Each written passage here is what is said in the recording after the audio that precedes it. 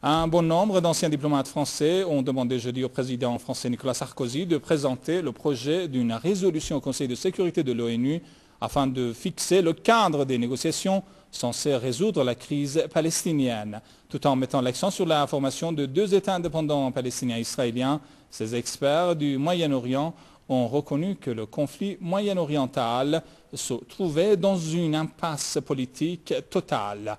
Les explications de Mme Ginette Scandrani, présidente de l'association La Pierre et l'Olivier en France. Vous savez, tant que Barack Obama ne nous dit pas ce qu'il veut comme paix, parce que la paix c'est avant tout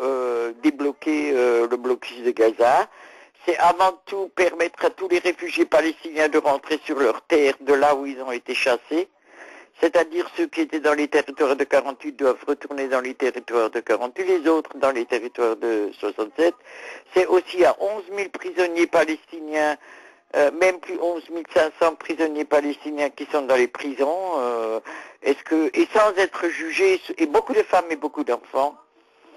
Donc il y a tout ça, et quand on me parle, moi, de deux États, ça me fait franchement rigoler, parce que quand on voit l'État israélien surarmé, suralimenté et surfinancé, et de l'autre côté, un petit État palestinien truffé de colonies de peuplement et de routes de contournement, et qui n'a même pas la continuité territoriale, et sans armée, et sans finance, ça me fait franchement rigoler, cette histoire de deux États, et de toute façon, Israël ne voudrait jamais un État palestinien, il ne faut pas se faire d'illusions. Il faut que les Palestiniens continuent à résister et gagnent, et regagnent leur territoire, y compris par la force. Et donc, la communauté internationale ne fait pas pression sur Israël afin d'ouvrir ce blocus. On devrait laisser Hamas gérer ce territoire puisqu'ils ont gagné les élections d'une manière tout à fait démocratique. Ils les ont pas seulement gagnés à Gaza, mais ils les ont aussi gagnés en Cisjordanie,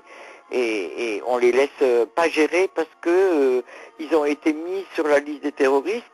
Il faudrait que la communauté internationale lance un appel pour faire enlever Hamas de la liste des terroristes, et pour faire reconnaître Hamas comme le dirigeant légitime de Gaza.